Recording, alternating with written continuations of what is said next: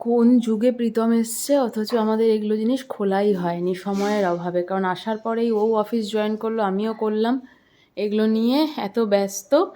এখন ধীরে ধীরে ধীরে ধীরে আমার শরীরটা যেহেতু খারাপ, প্রীতমকেই বললাম যে ওপরের যেগুলো দরকার, যেরকম রান্নাঘরের কিছু জিনিস, কারণ সবসময় ওপর নিচ করাটা সম্ভব হয় না, তো বেসিক জিনিসগুলো যাতে কোনো সময় কিছু ইচ্ছে করলো ওপরেই একটু করে নেওয়া গেল, লাইক জল গরম হয়ে গেল বা একটু চা, এগুলো তার জন্য বেসিক রান্নাঘরের জিনিসগুলো খালি বের করে রাখতে।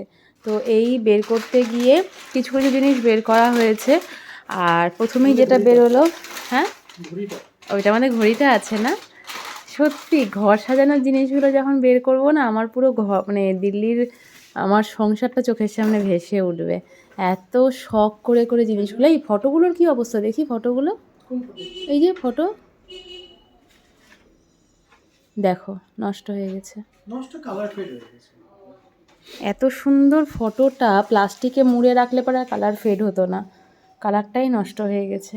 এই ফটোটা আমাদের ঘরে যে আসতো সেই দেখে বলতো যে এত সুন্দর হয়েছে ফটোটা, সেই ফটোটার এই অবস্থা। যাই হোক, অনেক স্মৃতি আছে প্রত্যেকটা জিনিসের সাথে। এগুলো আমার ছোট্ট সংসারের ছোট্ট ছোট্ট জিনিস সব। তো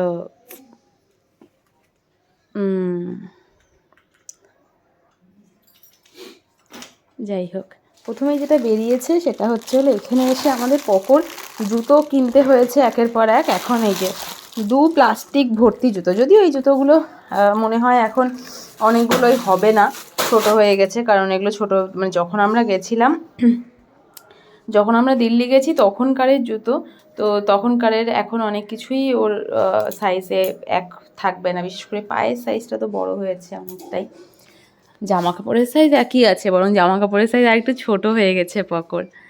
তো কত দূর তোমার, ওটা দাও ওটা দাও ওটা দাও, এটা আমার কিউটসা। এটাও নোংরা হয়ে গেছে, কি করে প্যাক করেছিল কে জানে। তুমি এগুলো সব আমি দিল্লি থেকে আসার পরে বাইরে সাজিয়ে রেখেছিলে না, এই জন্য। আমি এটাকে সুন্দর করে, মানে ওর না প্রীতমের কোনো জিনিসের যত্ন নেই তো। এটা আমাকে ওর এক ফ্রেন্ড গিফট করেছিল, এত কিউট। আমি এটা ইউজও করিনি, এটাকে আমি আলমারির ভেতর রেখে এসেছিলাম। আর প্রীতম ঠিক ওটাকে লোক দেখানোর জন্য সাজিয়ে গুছিয়ে রেখেছে, নোংরা ফোস্টা হয়ে গেছে, কি বলবো আর। দেখো এটা, ও তুমিও দেখেছো না, হ্যাঁ তাহলে তো ঠিক আছে। খেলে তোমাকে দিলে তুমি তো ভেঙেই ফেলবে, তোমাকে তো দেবোই না। এবার যেই কারণে মেন প্যাকিংগুলো খোলা শুরু হয়েছে সেটা আমি বলি। এই যে কন্টেনারগুলোর জন্য, আমার এই জ্বরের মুখ, পোকর জ্বরের মুখ, এগুলোর জন্য প্রীতম খাওয়ার একের পর এক এনে যাচ্ছে। এখানে মিল্ক কেক এনেছে, এখানটাতে বুঁদিয়া এনেছে, আজকেই বানানো বুঁদিয়া এনেছে। এখানটাতে বুঁদিয়ার সাথে ঝুরি ভাজা, এই হচ্ছে নিমকি, এই হচ্ছে গুড়ের খুরমা, এটা ভীষণ টেস্টি। এই তো আমন্ড বাদাম, ওটা ছেড়ে দিলাম। তো এবার এই যে জিনিসগুলো এত এত এনে রাখছে, বাট আমার রাখার জায়গা নেই। তো আমি যে মানে তাই প্রীতমকে বললাম তুমি অ্যাটলিস্ট আমাকে কন্টেনারগুলো বের করে দাও। এই উদ্দেশ্যেই অন্তত প্যাকেটগুলো অল্প অল্প করে খোলা হয়ে যাবে।